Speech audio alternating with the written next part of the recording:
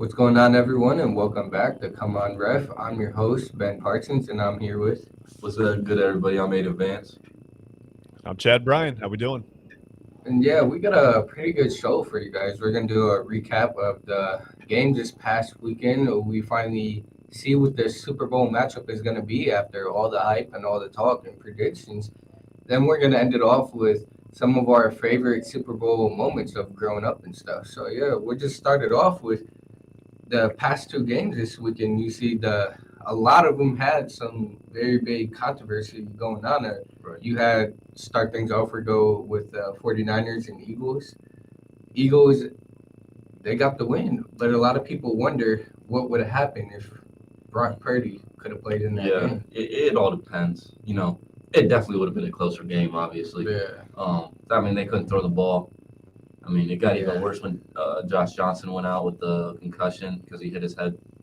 And they put Brock back in. He couldn't Yeah. throw more than a screen. He's obviously got to get surgery on his elbow for a UCL tear.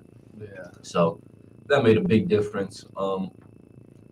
Yeah, I mean, that's probably the biggest storyline of the game, right? Yeah. You know, I mean, not being able to throw Yeah, the ball. not being able to throw the ball, just having to run every play. You're playing against the number one defense in the NFL, and they're just teeing off on you at that point since you don't have anything else you can do. So, Yeah, it's a tough one. that's definitely the most that's like the worst possible thing that could have happened to them. And Yeah, I hate to see like that happen in the NFC Championship game Right. because like I would have rather see it going down to the wire like a oh good yeah, game. I agree. But that's really like I feel bad for 49ers fans. Yeah, 'Cause me too. I would have rather, as a fan, like if I know if that was the Browns in there, I would have rather us lost with our full team healthy than having to wonder like, oh, if our Right. quarterback would have stayed healthy, would we have won this game and all that? Like Yeah. instead, their all season is just a whole bunch of what ifs now. But Chad, what do you think about that game? I think you guys said it. I don't know that the Niners really would have pulled it off if Purdy could have stayed in for the entire game. I mean, they sputtered to a win, the prior week. I'm not sure that could have really stayed with the Eagles. You're right. I mean, what could have been is like the toughest thing in sports, for a sports fan especially, and a player, and just the entire organization. When you get that far and you're already down to your third string quarterback, and then you got to throw your fourth string guy out there, and the game plan's toast. It's totally out the window. You're scrambling to find something that works. Under a lot of pressure in the NFC Championship game, trying to get to a Super Bowl.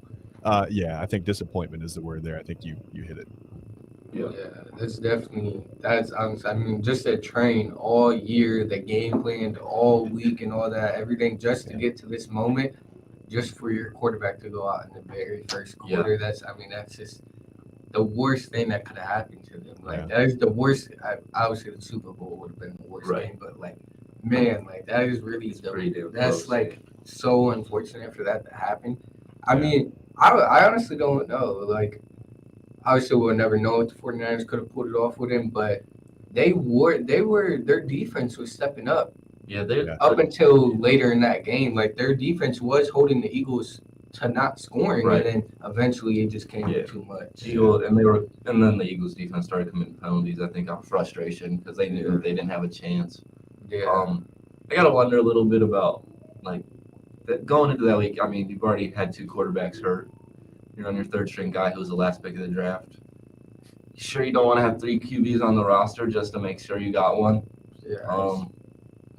That bothers me a little bit if I was a fan of that team. Come on, like at least elevate the practice squad guy. That's what I was gonna say. Good point. Bring the practice squad. At least he's there. He's kind of embroiled in the organization. He knows the offense to a certain extent. Probably doesn't run it a whole lot. It's probably run the scout team offenses for other Yeah. teams. But yeah, I mean, at least bring a guy up within the organization, have him there just in case. I agree. Right. with you there. Yeah, it was kind of just like, as even from a fan standpoint, it was kind of just like a disappointing game to watch because, like, Right. I honestly didn't even watch much of the second half because it was just It was like, just over. it was just so boring to watch. Yeah. I mean, all they could do is run the ball. Like, it was honestly a very boring game, and it was unfortunate. But the other game, switch over to that one, was a lot better. That one had That one was a crazy. lot of controversy behind it, a lot Right. of it with the Bengals and Chiefs. That game was there was a lot. you can't put the game all on the rest, but there was a lot of questionable calls. A lot of people are saying for the Chiefs. That one at the very end when they gave them another third down, Yeah, that was kind of confusing because some of the players obviously they didn't hear the whistle. They were complaining and all that. I don't know Yeah. what was going on with that, but there's a lot of questionable calls. But at the end of the day, like you can't completely put a game on the rest because they still had a chance at the end, and the player he wants to hit Patrick Mahomes when he was out of bounds, and because he definitely was out of bounds, and it was a penalty, and that is I don't know which worse, your quarterback going out and ending your season that way, or ending your season because you did a dumb penalty like that probably was the heartbreak. Like that more was heartbreaking. yeah that was so terrible. That was honestly the worst way to see that game end. Yeah, it's just tough. Like you said, the multiple third downs. But even on that possession, so the Chiefs punted. Like it didn't really affect anything. And at the end of the day, like as a Bengals fan, I understand your anger with the refs. You know, the Chiefs definitely got more favorable calls. I'll never argue that. But you had the ball twice in the last 9 minutes and didn't score. Yeah, I mean they definitely had a chance to still win. I think if he would have never have hit him out of bounds, it would have been almost a 60-yard Yeah, I don't know if they're hitting that. And Yeah. he really barely made the 40-yarder because he kicked it so high. Yeah. It barely went over. And just like I'm not gonna like blame the rest for the game. Sure, they could have made better calls. That's for sure, no doubt about it. But at the end of the day, players got to make plays. You got Joe Burrow, you got T. Higgins, you got Jamar Chase. You know, they made plays to get you back in the game for sure with T. Moss and that dude and Jamar going up to get it on that fourth down over double coverage. Yeah. But you got you got two possessions in the last 9 minutes to go win it. Go win it. Yeah, you guys are supposed to be that team. They definitely. I would have really liked to see what would have happened if he doesn't hit him out of bounds. Because I don't think he makes that field goal. And then we would have got to see the new overtime rules where each team can score a touchdown. Yeah, that definitely would have been wild. What do you think, Chad? I was looking forward to the overtime. I really wanted to see the new rules in play, and I thought, of course, what better matchup for it to happen in than Bengals Chiefs? I mean, right. These two teams have been so close over their last 4 matchups. It's unreal. But we expected that. I mean, you and I talked about this. I thought it was a crapshoot. I really thought you could flip a coin, and honestly, that's how it's almost how I picked the winner. Really, it just came down to who had the ball last, and I thought it might. Unfortunately, like I said, the Bengals did have the ball a couple times in that fourth quarter, and couldn't get close enough to do anything. But that's the Chiefs' defense for you. I think sometimes they don't quite get the credit they deserve.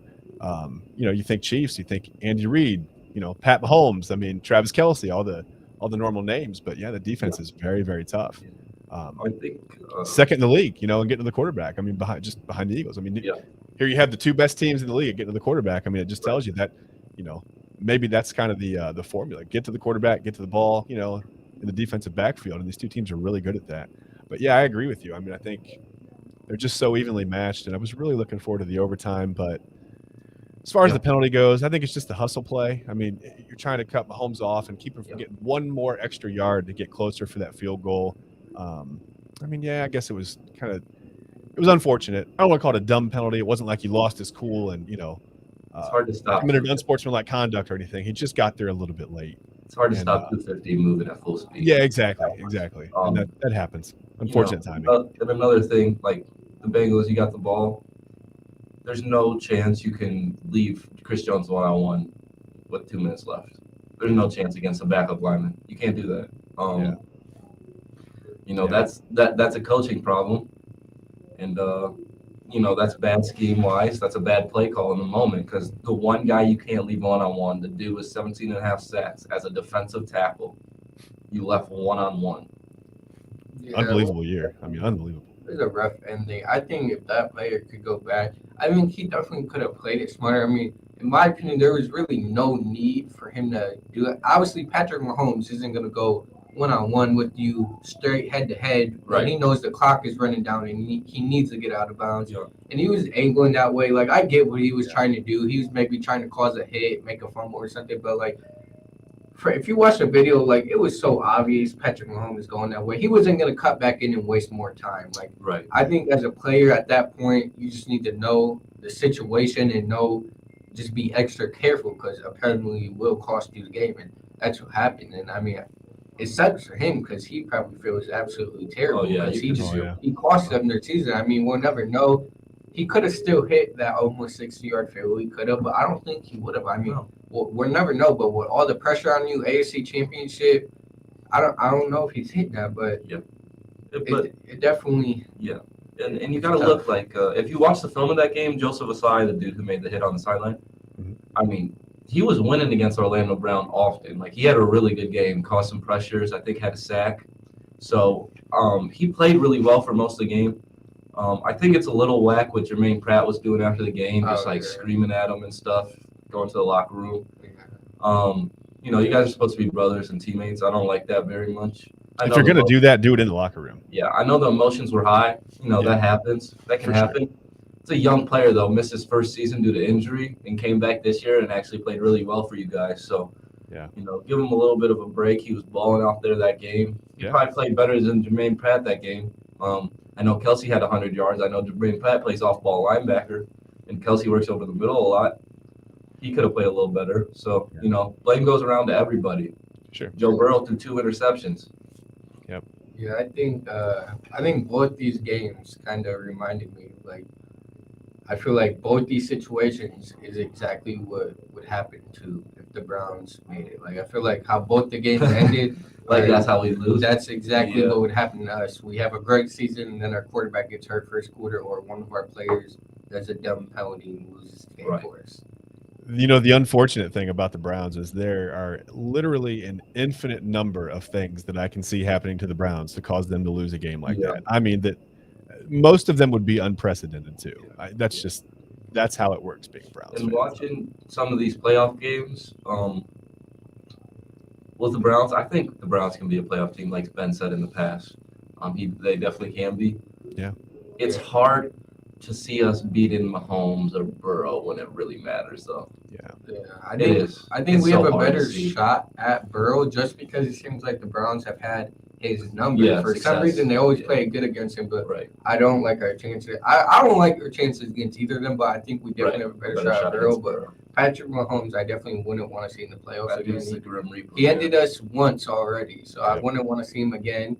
It'd be an extremely tough game, but hopefully we can get to the point. I mean, you did a little foreshadowing earlier with saying getting to the pressure might be the recipe for success, and as we all know, the new defensive coordinator, that's his main scheme is getting pressure on the quarterback. So Yeah. you see these two teams having a lot of success with that. Now they're in the Super Bowl. Hopefully, Yeah. that'll be a little foreshadowing for what we see of the Browns this season with that They've pressure. got the guy to do it, and Miles Garrett too. I mean, you Yeah. build Yeah. some, you build some Gotta get a- stuff around him, and Got to get a guy Yeah. on the other side and some help on the inside. Yeah. So Yeah. now let's switch things over to the big game of the season. You got the Chiefs and you got the Eagles. In my opinion, the Chiefs versus the Bengals was a Super Bowl. I think whoever won that game was winning the Super Bowl. I got the Chiefs this week. I don't think the Eagles are going to be able to handle Patrick Mahomes, especially he's going to be even more healthy now. And I don't know. They definitely got a heck of a defense, but I just don't think Yeah. they're going to be able to handle him. I think it's hard because if you look at it from a All-Pro, Pro Bowl perspective, Eagles got more of those guys than the Chiefs have. They have the best defense in the NFL with a loaded roster, right? But at the end of the day, bet against Patrick Mahomes at your own peril. It's kind of like, playing Russian roulette a little bit. You're trying kind of just playing with fire. but with 5 bullets in the chamber. Yeah. I mean, So you have to be perfect against him to win, or both his tackles have to be out against Tampa Bay in the Super Bowl for you to win. Yeah. Like the when he loses, it's like, I don't see it happening like that again. So you have to be perfect, and you have to get lucky against Patrick Mahomes because he's not going to give it to you because he's Yeah. going to be better than whoever you got. that's a good point. That's a great point. I mean, the big playoff games that they've lost, you can't go back and individually put it on Mahomes. I mean, he's such a gamer. Like, it's just really hard to bet against him, like you said. I mean, it's almost impossible because he's just that guy. Yeah, It's really tough. they definitely. And what I didn't expect last week, and I think you'll see a lot of in the Super Bowl too, is his connection with Valdez-Scantling. He was almost, I think he might have ended up with more yards than Kelsey. He was almost that number one guy that game. Honestly, it just depends on matchups, but Yeah. he stepped up big time, and I think you're gonna see a lot of him in the Super Bowl too. And I don't know. I just think ultimately the Chiefs are just gonna end up Right. winning that game. I think Patrick Mahomes is gonna find a way, and I don't think the Eagles have faced a quarterback anywhere near his caliber yet in these playoffs. I mean, No. it's, Or maybe even in the regular season. I Yeah. don't know if they've come To close be to fair, facing even an offense like the Chiefs. To be fair, there is no caliber. There's Patrick Mahomes caliber, and then everybody else in the second Yeah. tier. Yeah. Yeah, it's tough. It's so tough to bet against him. And like you said, Valdez-Scantling played really good because Kelsey's going to get the double coverage, especially on third downs. Mhm. He's not going to get one-on-one. So if you're one-on-one, go win. And Valdez-Scantling was killing Eli Apple the whole game. You know, he's super fast guy, 4.3 guy. They have so much speed. Oh, so Yeah, much speed. so they'll probably need him to step up again. I know Juju got hurt, Kadarius Toney got hurt, so we're gonna have to see what that's the thing happens. crazy. Mahomes had a lot of his Oh, yeah. receivers out too. So And he still found the way. So we'll make our picks now. I think the Chiefs pulled out, and Patrick Mahomes gets another ring.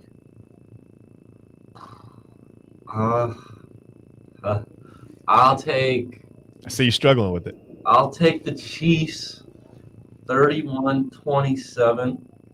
Okay. Mahomes MVP. I think it's a good game because Mahomes kind of hides it because of how good he is maneuvering in and outside the pocket. The Chiefs' line hasn't been that good this year. They've gotten beaten a decent amount. Yeah. And now you're going against the team with the most sacks in the NFL, with guys who are Pro Bowl. Fletcher Cox, former All-Pro, Hargrave, defensive tackle with double-digit sacks. Josh Sweat, double-digit sacks. Obviously, Hassan Reddick, what do you have, 16 and a half this year? So it's going to make it tough, and I think the game's going to be close because they also have a really good secondary. They have James Bradbury, who's All-Pro. Darius Slay's been an All-Pro, so it'll make it tough, but at the end of the day, Mahomes' magic lives on. One more thing before Chad makes his pick that I think will also play a big advantage for the Chiefs' favor is it's going to come down to experience. And Mahomes has been on this stage multiple times. Jalen Hurts has yet to be here yet. And a lot of players will admit to themselves experience plays a big factor in these games. You got to know how to handle the pressure when things go wrong. Mahomes has been here where he's won and lost. So he's experienced everything that he could with it. So I think that's going to play a huge factor in this game too. Yeah, agreed. Two things about the Eagles. Don't count out a second-year coach with the Eagles getting to the Super Bowl. I don't know if you remember Doug Peterson and Nick Foles and that whole thing, but here we are again. You know, you never know. And second, I think the Eagles have a little bit more of a dynamic kind of a rushing attack than Kansas City's really seen. Just, you know, they obviously use Hurts a little more than some of the teams that Kansas City's seen as far as quarterbacks running the football. That could create some issues, but listen, the bottom line is that I asked my 3-year-old son this morning who was going to win the Super Bowl. I said, who you got, man, Eagles or Chiefs? He said, the Chiefs. And I said, okay, I'm going with the Chiefs then.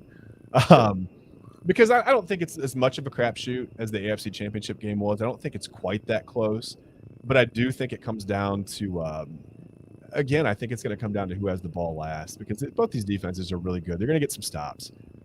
It's going to keep the game kind of bracketed and close unless somebody gets hurt, something goes wild, you know. You have like a kickoff and a punt return and just the wild card things that can happen in the Super Bowl.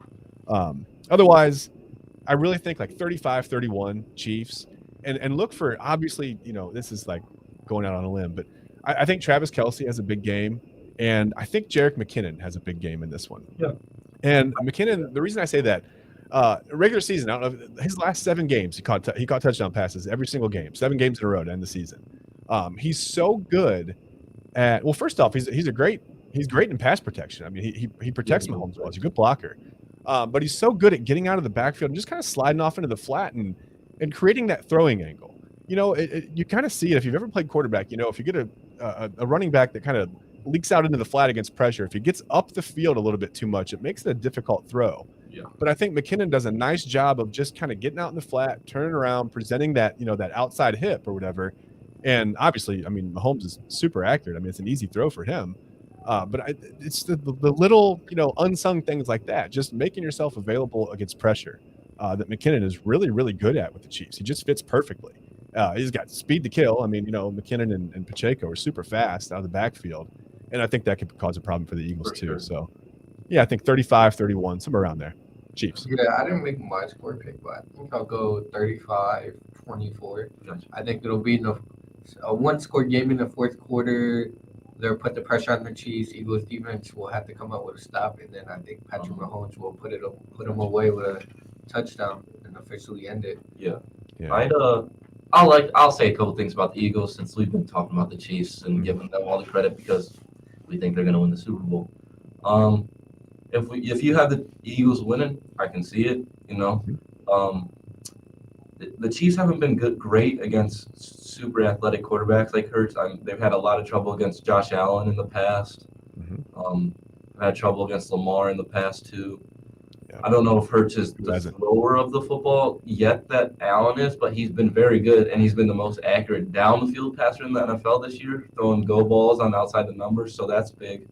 But from an athletic standpoint, you're going to have to contain him, and if they can't, that's going to lead to more problems. Their offensive line is the best in the NFL without a question. They have three All-Pro guys damn near with Lane Johnson, Jason Kelsey, and Jordan Mailata. Yeah.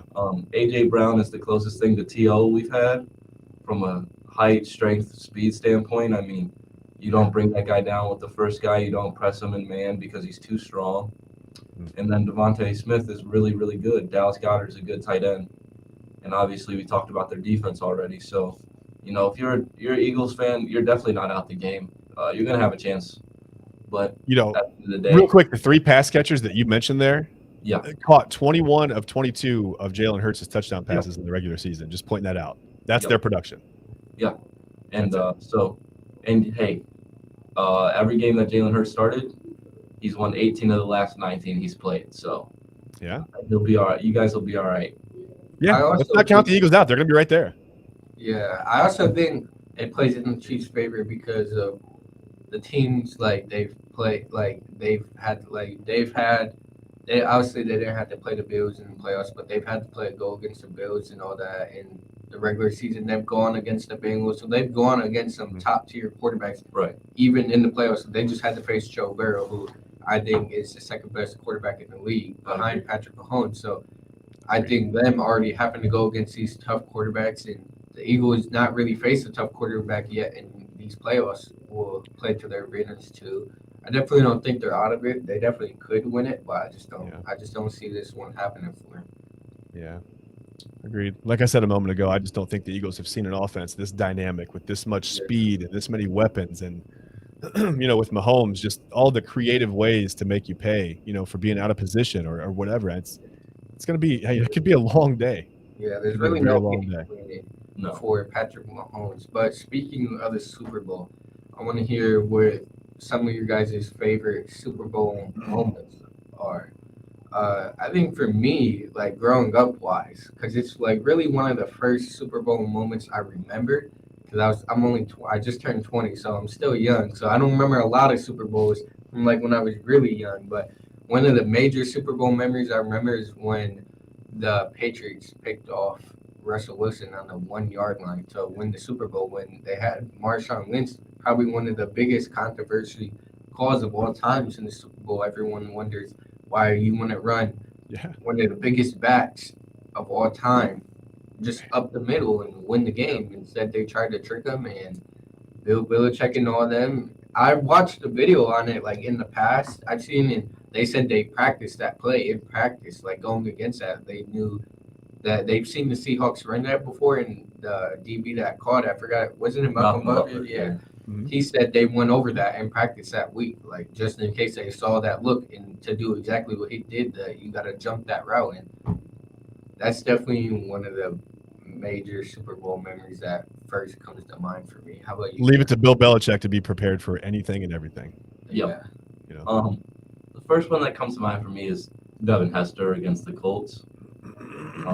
Obviously, the Bears lost the game. Their starting quarterback was Rex Grossman. But Tony Dungy talked all week about we're not kicking to Hester. We're not going to do it. And then he read something in the Bible and went to service about standing tall in the face, David versus Goliath, because they had the worst kickoff coverage all year. They had the worst kickoff average all year. And he was like, no, we're going to stand up to him and kick it to him. And I can just remember watching that game, and he came through there. He split it. And I remember watching, because he's looking up at the Jumbotron, looking at himself, because he knows he's taking the first kickoff back to the house in the Super Bowl. Just, oh, wow, this is super cool. And, it was just unbelievable. Like, oh, because he got out on them so quick. Like, I don't know. Like, Tyreek is super. Devin Hester in his prime, when he'd get out on a kick, like, it was like, oh, he's even. Like, oh, he's at the 30, it's over. Yeah. And there's other NFL players out there. It was over. So watching that was crazy. He didn't even really have to be behind the coverage for you to know it was over. Like he's got an angle, he's gone. You're not catching him. He's absolutely gone. What you got, Chad? It's funny. Ben mentioned just turning 20. I've turned 20 twice. And I did that 3 years ago. But that's okay. The Super Bowl memories for me are a little bit different. Right. I barely remember the Super Bowl in color from being a kid. No, I'm kidding. It was in color. I think the one Super Bowl memory, all the things you guys mentioned are huge memories for me too. And I want to mention, this might make some Browns fans mad, but Santonio Holmes, I thought that was pretty cool, man. I don't want to see the Steelers, have too much success, but I'm an Ohio State guy, as you can see. But yeah, I thought it was cool to see him get a game-winning catch against the Cardinals the year. The helmet catch was a really cool moment for me. Yeah, of course. That was just like one of those unbelievable Super Bowl moments. But for me, Super Bowl 21. I know that sounds weird to you guys. You're like, we're on 57. I haven't been alive for that long. But Super Bowl 21, the Giants played the Broncos. And Phil Simms came out for the Giants just on fire. And, I was playing quarterback at the time. I wanted to be a quarterback. And, like, whatever, little Pee Wee football years. And I really wanted to play quarterback. And I studied. I watched quarterbacks play. And Simms just came out. He was electric that night. He was just he threw darts all over the field. I think he started off like 15 for 15, ended up like 21 of 25. Just was throwing darts. Mark Bavaro. Hostetler, Joe Morris out there, Jim Burt, Lawrence Taylor. Obviously, the Giants just really caught my eye. And I, for some reason, I really remember watching that Super Bowl, like start to finish. Super Bowl 21 for me is like my first Super Bowl memory, and I think it's kind of ingrained as like one of the best for me. Yeah. Obviously, the David Tyree catch, Mm-hmm. the helmet catch is crazy because, that's against the undefeated team. That's going to be the best team ever in the NFL history if they won that game, if the Patriots won that game with Randy Moss and Tom, so for them to do that, and Eli, that he threw a touchdown to Plaxico Burress, who was really good back in the day before he shot himself in the leg.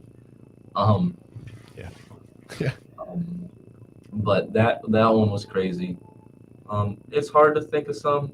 Obviously, I remember the moments like from some blowouts, Mm-hmm. like the Denver-Seattle Super Bowl when they snapped it over the head on the first play to Manning for a safety. And it was like, oh, they're gonna get killed. Yep. And it was just like, oh wow, this is bad. Yeah. I remember that one. Yep. I remember Jacoby Jones for Baltimore going 109 when they needed a spark. Yeah. When it was kind of getting close, and he took it from the back of the end zone. Can't go much further.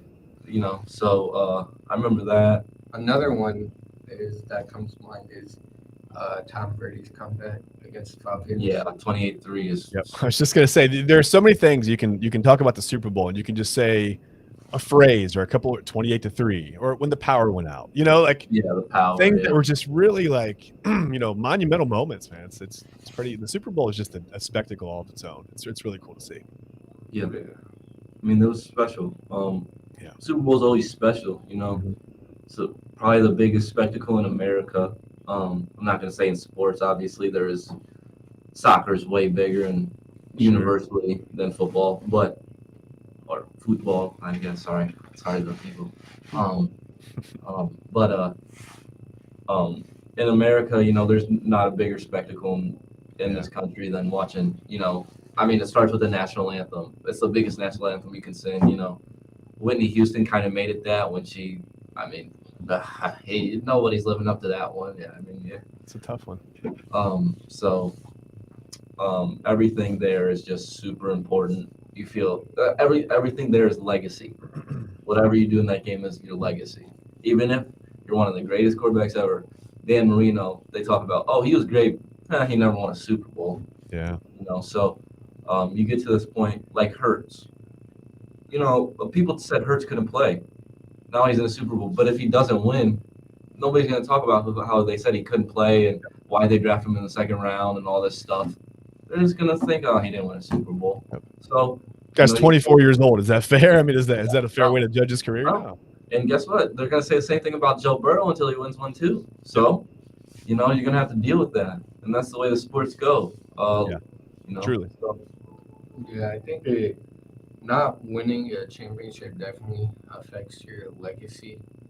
A lot of people see, like, even after your title, that even if your stats are up there with some of the greatest, not winning that championship really hurts your legacy just from everyone's minds. Like, you see the greatest as, if you're the greatest, why didn't you win a championship then? And obviously it's a team game. You can't do it all yourself, but you see the greatest of all times figure out a way to get there. It's like you see LeBron put a bad Cavs team on his back and still make it to the finals. He might have not won it, but he still made it there. Eventually he won it with a decent team for us. But you find the greatest players always find a way. Tom Brady didn't always have the most amazing team in the NFL. They had good teams, but he didn't have, I'm sure there were better teams that year, overall team-wise. But when you got a coach like Tom Brady and Bill Belichick together, it's all you really need. And obviously we see Patrick Mahomes. He hasn't always had the best defense, but he's carried offense so much, and he's figured out a way. So you find that the greatest players always, they find a way to eventually get that championship. Yeah. So speaking of Bill Belichick, he found a way to worm his way into my Super Bowl memory. He was actually the defensive coordinator for that Giants team with Bill Parcells as the head coach. So think about that conglomerate. That's a heck of a coaching conglomerate right there. That's all right. I'd say that's okay. Yeah, you're doing okay. Yeah. But I think, Chad, you said you had some wild prop bets. You wanted to bring up some of the crazy ones that people bet on. Yeah, I mean, I just think it's always fun to you always bet on the length of the national anthem or the coin toss. What the coin toss is going to result in. Who's going to call? What? Who's going to call heads or tails? Will the first kick be a touchback? Yeah. Do you guys ever get into these? Who's the first penalty flag thrown on? What kind of penalty? I think that's kind of fun in a way. I'm not sure it adds any real value to the actual result of the game. But I think it brings in casual fans. I mean, especially with some sports betting. I guess kind of being legal. It's a little more widely available now. Yeah. Hopefully responsibly. That allows some people to come in and maybe put a small parlay on 4 or 5 prop bets and see if they can hit something a little bit bigger. I think it adds some fun to the game. I know a big one is always the color of the Gatorade of the team that wins. That's always a big one I always hear about every year. Right. That's awesome. So, and I wonder, I've never actually looked into the betting, the trends there. I wonder if people just kind of go with the team color. You know what I mean? Well, it's like the Eagles are going to drink green Gatorade, or if they actually go back and do their research, like the Eagles like red Gatorade, that's what they're going to do. Yeah, I know last year people were really trying to figure out what the color of Gatorade. I remember on TikTok, I'd see stuff around this time last year, Super Bowl, people trying a whole bunch of posts, trying to look at what it's been in the past, look at what they like to drink. It became a big thing that people were trying to figure out because yes, it's right. And that's what it does. It brings that engagement in. I mean, for people who aren't really necessarily interested in the game, they've already had the commercials. I mean, there's a whole assortment of people that watch the Super Bowl just to see the commercials, and that's fine. Yeah. But now you've got another reason to maybe pay a little closer attention to the game. Like you said, if you got 4 or 5 prop bets in there, various points of the game, you're going to pay a little closer attention, and it brings in that engagement. Yeah, it's definitely interesting. I wanted to bring out one last thing before we end the show, about the greatest of all time officially retiring today. Tom Brady announced his retirement and said it's official this time, and it's crazy to think that he's really out of the game now. I mean, Obviously, you started to. I think you started to somewhat see his age this year. He couldn't single-handedly lead the team to a win like he has been in the past. I think now you see a lot of. That's what you see a lot of in Patrick Mahomes is what Tom Brady was. Not like play style, but like just being able to get that team that win. Right. You kind of see what Tom Brady was like in Patrick Mahomes now and Joe Burrow too. So it's crazy to think that he's really Yeah. gone. I mean, It's he had a kind of, long career, right. but It's kind of an end of an era for us, right? Like growing up, it was for us. For us, it was, Roethlisberger, Rivers, Ryan, Flacco, it's a whole new obviously, era. obviously Brady. Mhm. When I was younger, McNabb and Vic were in there too. So it's like, it's like the culmination of it with the greatest retiring. Um, Yeah. we're gonna have a lot of that in sports soon enough. In the next, I actually won't say put a limit on LeBron because he's a cyborg, so I'll Yeah, let him LeBron. make his own. I think LeBron probably does call it a career once he plays a year with LeBron. Yeah, I think I would say so I think too. that's even if he's still putting up. I think he'll still probably average 20 I would say so that year. too, unless he's on a team where he's like, oh, if I come back next year, we can win another championship. Then he'll consider coming back. But Yeah. I think his year with Bronny will be it for him. But I'm That's not. only 2 years away. Yeah, I know. But I mean, the dude's averaging 30 right now. Like, Yeah. that's It's stupid. Like, definitely, Right. it is. I think LeBron by far. Now, okay, let me not say by far, but to me, it's an easy decision. Basketball wise, that LeBron is the greatest of all time over Michael Jordan. Just from like the stat wise, I mean, it's just getting like overwhelming for like Jordan fans to argue it with. he's top five of all time in rebounds, Yeah, assists, yeah. and he's about to become the number one like, scorer of the all biggest thing in time. basketball. He's going to be number one at, and like he's not only going to beat the record by a little. He's probably going to make the record untouchable. Yeah, Like, I don't think anyone's ever gonna Like, get the like, record from it's him. going to be untouchable from where he gets it at, because he's not just going to he's going to finish the season out, break it, and probably be up 800 points by the end of this season. Go into next season, score another 2,000 points, and then Yep. go into another season and score at least 1,000 points. So like, Yeah, probably 1,500 there. Yeah. Yeah. so like he's gonna destroy the record, and like I get the 6-0 in the finals, but Jordan's career didn't start at the beginning of the finals. He No. lost a lot in the first and second round of the playoffs. Why do people constantly ignore that? Listen, I love Michael Jordan. I grew up watching the Bulls. I was a Jordan fan. I don't know on this argument. I'm not as, I'm not as, I guess I just don't have the strong opinion that some people do where it's like it turns into an argument, and almost a Yeah. fight. I think they're just two different players, They are. different eras, different players. It's I fun agree. to kind of compare them a little bit, but I don't think it's fair, honestly. I just think if you are gonna say how good Michael Jordan was, but then also say, oh, he had Scottie Pippen when Michael Jordan left, he was the second best player in the NBA behind Hakeem Olajuwon. Oh, and then he had Dennis Rodman. And you guys Yeah. compare those players to the players today as Kawhi Leonard and Draymond Green. So you're telling me if you put Kawhi Leonard and Draymond Green with LeBron all in their primes, that LeBron doesn't have 6 championships right now? I think you're lying to my face. Yeah. So LeBron was always the guy who was taking down the best team ever. Like going against the Warriors, ridiculous. Then going against the Warriors with Kevin Durant is even more ridiculous. So you're playing, but Jordan actually had the team that was the best team ever, 72-10. Like a lot of that has to do with him, but then a lot of that has to do with Scottie Pippen and Dennis Rodman. Yes. Like you can argue that all you want, but LeBron had to beat the greatest team ever. He came back 3-1 against a team that was 73-9, has the greatest shooter ever, a top 10 player ever, one of the best defensive players ever, Yeah. with Klay Thompson, another top 5 shooter of all time, with Andre Iguodala, one of the best perimeter defenders of our generation, me and Ben's generation, with Harrison Barnes, who still is 30 years old, still averaging 17 points a game. So I just don't see an argument of where, as just a player, you want to say Michael Jordan, he won the 6 championships, great. LeBron is averaged 27 points a game, shoots it better from 3 and from the field than Michael Jordan. He averages more rebounds. Obviously, he's bigger. He's a 10 times better passer. He's one of the 5 best passers of all time. Yes. He's the most switchable and maybe most all-around best defender of all time, considering in his prime, I saw him go from guarding Dirk to guarding Derrick Rose in a playoff There you series, go. in the same playoff series.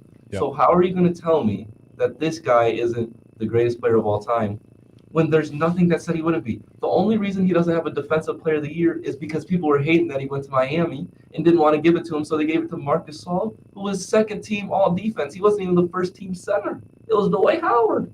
And a couple of things you brought up there. How many guys do you see that can literally go against all 5 positions on the floor, offensively, defensively, and not be a matchup problem? I mean, that's the thing. LeBron is the matchup problem with all 5 positions. I mean, it's wild. It's wild. No one. 200. Everybody talks about his prime. In his prime in Miami, he was 281 pounds. Yeah. Yeah. So if you want to whose body in that? Oh, what the bad boy Pistons. Bill Laimbeer was 225 pounds. Dennis Rodman in Detroit was 190 pounds. Please show me how they're 6'9", 6'10", by the way. Yeah. Please tell me. Yeah. They can't physically beat up LeBron James like they beat up Michael Jordan. It's literally impossible. You can't. No, I mean, the Knicks would have tried. The Knicks would have tried back in the day. The Pistons would have tried. But again, like you said, I mean, he's got 3 inches on Jordan and 50 pounds.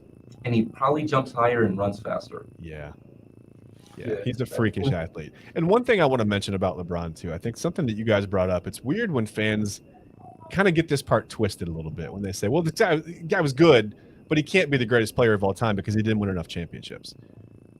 But then they'll use the championships as the greatest player of all time argument. And it's weird to me because the championships is a team thing. That's a team thing, no matter what sport it is. Yeah, it's a little easier to affect that in basketball because you've got less guys on the floor. Obviously harder in football. And people blame quarterbacks all the time for not winning championships. They're not even on the field for half the game. Yeah. You know, at least in baseball and basketball, those guys are on the field for offense and defense when they're playing, right? Quarterbacks aren't even on the field for half the game. They can't be on the field for half the game. That's it. And we still find a way to blame them individually and use that as, a way to knock down their, their legacy or whatever. But really, if you're talking about the best individual players, it's about individual play and not championships. If you want to do greatest of all time by championships, then Bill Russell's got to be your greatest of all time. There you go.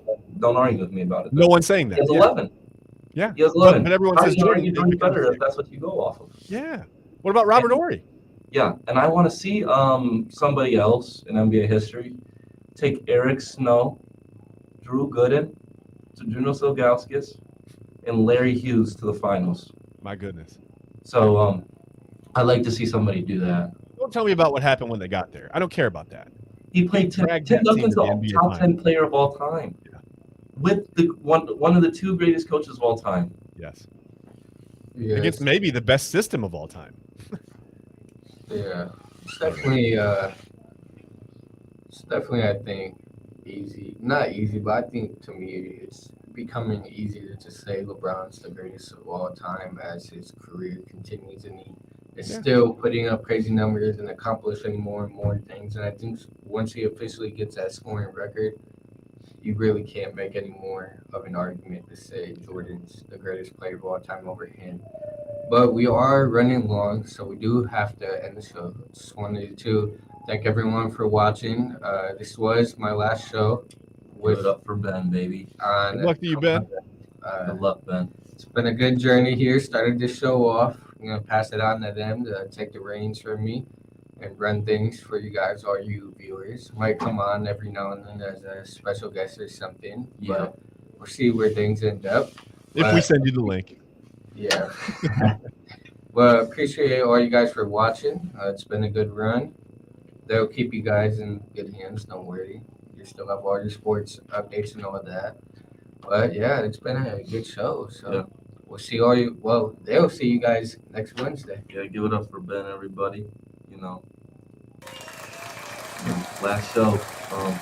Ben's been really good. Me and him got a couple arguments about what we think's gonna happen. All in good fun. He's shown me a lot about how to host so far.